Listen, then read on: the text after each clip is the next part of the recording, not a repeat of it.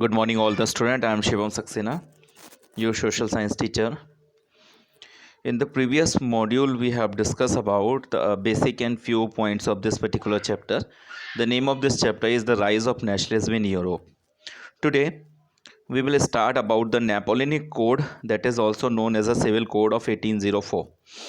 So, a basic information regarding that we have already discussed about the pictures and one more things that about the spread of the French revolutions and the idea of the nationalists that came from the French revolutions amongst the people's mind only. Okay, here we are going to make the things which was being remarkable known as the Napoleonic Code, means the changes in the Europe which was taken places and made by the Napoleonic or Napoleon's Bonaparte. Okay, that we are going to discuss, and we just simply summarize the all things and make a few points that are necessary to understand. Crisp points are there. Let's take a look. Privilege based on birth abolish and equality before the law was established. सबसे पहला था that we have already discussed in class 9th that French society was divided into the three states. So few state society like first state and second state society people was earlier getting a privileged by birth, means if they have got birth in a first stage society, so they simply get the privilege of that. So this was being abolished by Napoleon, यानी Napoleon ने उन सारे जो privileged होते हैं उन सबको ख़त्म कर दिया. सेकेंड था rights to property was establish and federal dues was abolished. Right to property start किया गया था कि जिसकी प्रॉपर्टी है उसको प्रॉपर्टी का अधिकार दिया जाएगा, और जो फेडरल ड्यूज होता था वो सारा का सारा एबॉलिश किया. एडमिनिस्ट्रेटिव डिवीज़न वर सिंप्लीफाइड. पहले क्या होता था, अलग अलग एरियाज़ में फ्रांस के आसपास के जितने भी वहाँ पर अलग अलग एडमिनिस्ट्रेटिव ऑफिसर होते थे, उनके अलग अलग, तो सेंट्रलाइज एडमिनिस्ट्रेटिव सिस्टम को नेपोलियन ने अडॉप्ट किया. इसके बाद है peasants got freedoms from serfdoms and manorials due. जितने भी पीजेंट्स होते थे उनको जो लगान और किसी भी टाइप के जो ड्यूज़ थे जो चढ़े हुए थे उन सबको माफ़ कर दिया गया था. उसके बाद uniform law of standardized on weighting measures was introduce.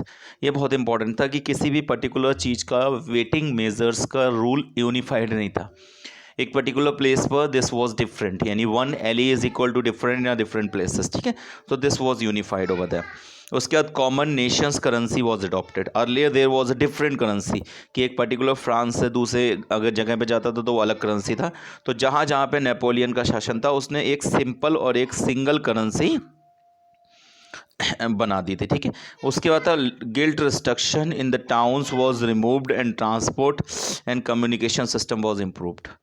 जो रिस्ट्रक्शंस लगाए गए थे टाउन में एक प्लेस से दूसरे प्लेस के लिए बिजनेस के लिए, उनको रिमूव कर दिया गया और कम्युनिकेशन सिस्टम को इम्प्रूव किया गया. ठीक है, ये basically Napoleonic code of conduct था, that was very much important. ठीक है, नेक्स्ट टॉपिक है the making of nationalism in Europe. तो देखिए कैसे नेशनलिज्म में यूरोप नेशनलिज्म की फीलिंग यूरोप में पहुंची, that we are going to देखिए. Till mid 18th century there was no concept of nation state in Europe. Society and politics were dominated aristocracy. ठीक है, यानी वहाँ कहीं भी डेमोक्रेसी नाम का शब्द नहीं था, और पूरे यूरोप में जो सोसाइटी थे वो एरिस्टोक्रेट द्वारा डोमिनेट की जाती थी. To the west the land was farmed by tenant and small owners, while the eastern area, the central European vast states, which was cultivated by serfs. ठीक है, emergence of the working of the middle class due to industrialization in 19th century. यानी nationalism में क्या हुआ था, emergence हुआ working class का 19th century में. उसके बाद educated liberals classes popularize the abolish of the aristocratic privilege. देखिए जब मिडिल क्लासेस और एजुकेटेड क्लासेस ने अपने आप को क्या किया, तेज़ी से बढ़ाना शुरू किया था, तब लिबरलिज्म और नेशनलिज्म आना शुरू हुआ. देखिए यहाँ पे लिबरल नेशनलिज्म क्या था, इन पॉलिटिक्स शेप और in economic shape, means they were focusing on the liberalism. और वो लिबरल नेशनलिज्म क्या था वो देखिए, इन पॉलिटिक्स शेप में क्या है, means the person those who belong to the liberal society they want some kinds of the things which are these over there. देखिए पॉलिटिक्स में क्या था, गवर्नमेंट बाय द कंसेंट, यानी जो गवर्नमेंट होनी चाहिए, मतलब लिबरल नेशनलिज्म जब आएगा जब गवर्नमेंट जो है वो हमारी कंसेंट, यानी डेमोक्रेटिक गवर्नमेंट हो, ऑटोक्रेसी का एंड हो, अडॉप्शन ऑफ कॉन्स्टिट्यूशन को अडॉप्ट किया जाए, एवोल्यूशन ऑफ प्रॉपर्टी राइट्स, जितने भी प्रॉपर्टी राइट्स हैं उन सबको ख़त्म कर दिया जाए, equality before the law, law के सामने हर एक बंदा बराबर होना चाहिए. और लास्ट था representative government through the parliament, parliament के थ्रू रिप्रेजेंटेटिव गवर्नमेंट होनी चाहिए। या जब ये सारी चीज़ें एग्जिस्ट हो जाएंगी तो एक पॉलिटिकल लिबरलिज्म आ जाएगा। This was the ideology of the person who belongs to the nationalism liberalism feelings. Next economic shape में क्या था, फ्रीडम्स ऑफ मार्केट, यानी इकोनॉमिक लिबरलिज्म कब आएगा, जब मार्केट में फ्रीडम हो, किसी भी टाइप का कोई भी रूल ना हो।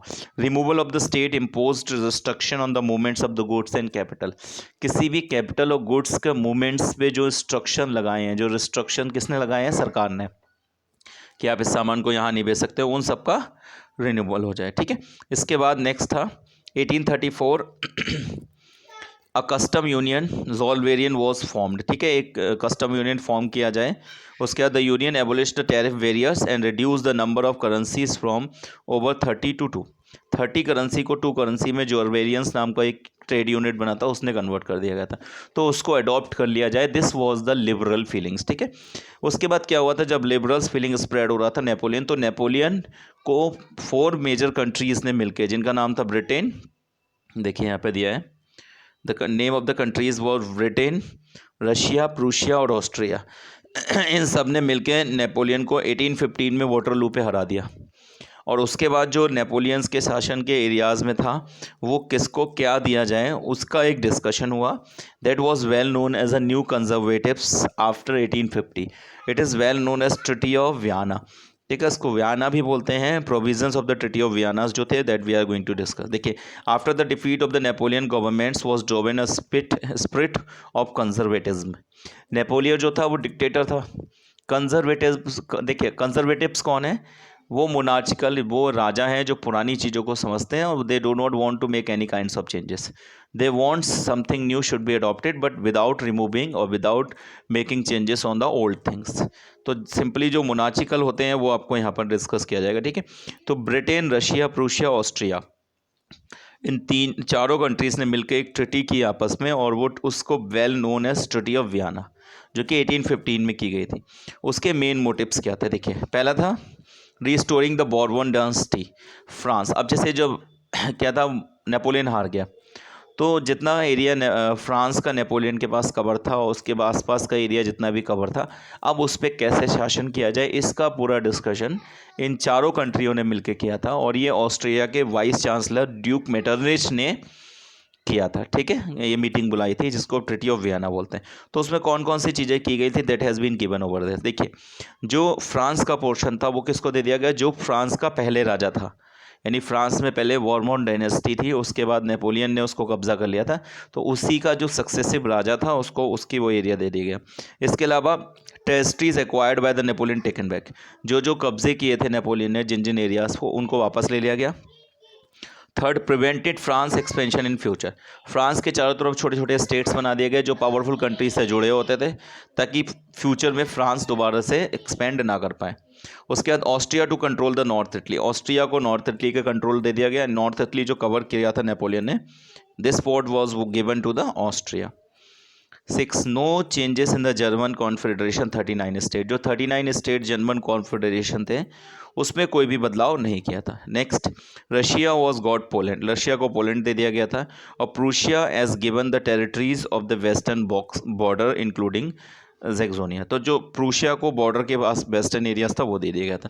This was all about the treaty of Vienna. It is very much important topic कि what was treaty of Vienna and what has done in this, तो that points should be keep in the mind. Okay, उसके बाद देखिए, जब treaty of Vienna हो गई थी, उसके बाद द रेवोल्यूशनरी, अब क्या था, उन सारे एरियाज़ में कंजर्वेटिव यानी मोनार्चिकल गवर्नमेंट एग्जिस्ट हो गई थी, but few peoples are yet thinking for the revolution, they want the revolution. तो conservative was thinking about the liberal nationalism and they were afraid that the liberal nationalism will again arise. ठीक है, उनको ये डर था कि liberal nationalism जो है वो फिर से एक दिन आएगा कि वो आगे बढ़ेंगे।